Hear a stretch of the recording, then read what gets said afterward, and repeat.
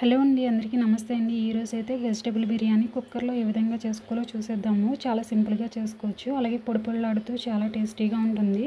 ఇలా ముద్దవ్వకుండా పొడి పొడిగా వస్తుందన్నమాట బిర్యానీ. ఏ విధంగా చేసుకోవాలో చూసేద్దాము. అలాగే మన ఛానల్ ఫస్ట్ టైం చూస్తున్నట్లయితే ప్లీజ్ సబ్స్క్రైబ్ చేసుకుని 1 లైక్ అయితే ఇవ్వండి. ఇప్పుడైతే కొంచెం ఫస్ట్ అయితే 2 స్పూన్స్ ఆయిల్, 1 స్పూన్ అయితే నెయ్యి వేసుకున్నాను. ఇప్పుడు జీడిపప్పు అలాగే ఆనియన్స్ వేసుకుని ఫ్రై చేసుకున్నాను. ఈ మసాలా దినుసులన్నీ తీసుకోవాలి. బిర్యానీ మసాలా, హోల్ గరం మసాలా. ఇప్పుడు ఇవి కొంచెం ఫ్రై అయిన తర్వాత దీంట్లోని క్యారెట్ అలాగే క్యాప్సికము, పచ్చిమిర్చి, కొంచెం కొత్తిమీర, కొంచెం పుదీనా తీసుకుని ఒకసారి బాగా ఫ్రై చేసుకోవాలి. ఉల్లిపాయ బాగా ఫ్రై అవ్వాలి. ఈ ఆనియన్స్ అన్నీ ఫ్రై అయిన తర్వాత ఈ కాయగూర ముక్కలు, మనకి పొటాటో ముక్కలు కూడా యాడ్ చేసుకోవచ్చు. ఇవన్నీ ఒకసారి బాగా ఫ్రై చేసుకోవాలి. ఇవి ఫ్రై అయిన తర్వాత కొంచెం ఇప్పుడైతే అల్లం వెల్లుల్లి పేస్ట్ అయితే 2 స్పూన్స్ యాడ్ చేసుకున్నాను.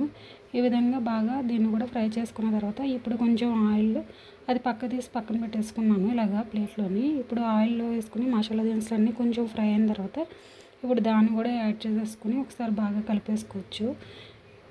లేదంటే ఫస్ట్ మసాలా దినుసులు యాడ్ చేసుకుని ఈ విధంగా అన్నా చేసుకోవచ్చండి. ఇప్పుడైతే నేనైతే ఇక్కడ 1 గ్లాస్ బాస్మతి బియ్యం అయితే తీసుకున్నా. ఇక్కడ 1.5 గ్లాస్ అయితే వాటర్ అయితే వేస్తున్నాను. ఇప్పుడు ఒకసారి బాగా కలుపుకొని సాల్ట్ కూడా చూసుకొని అడ్జస్ట్ చేసుకోవాలి. సాల్ట్ వేసుకున్న తర్వాత ఒకసారి బాగా కలిపేసుకోండి.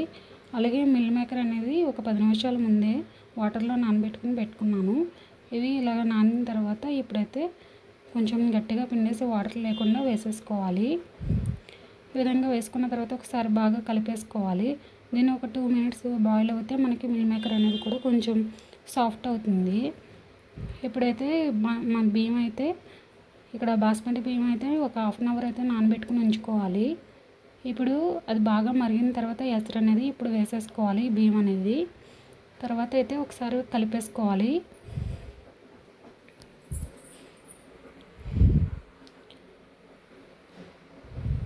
కలిపేసుకున్న తర్వాత ఇప్పుడైతే మూత అయితే పెట్టేసుకొని 2 విజిల్స్ వస్తే సరిపోతుంది.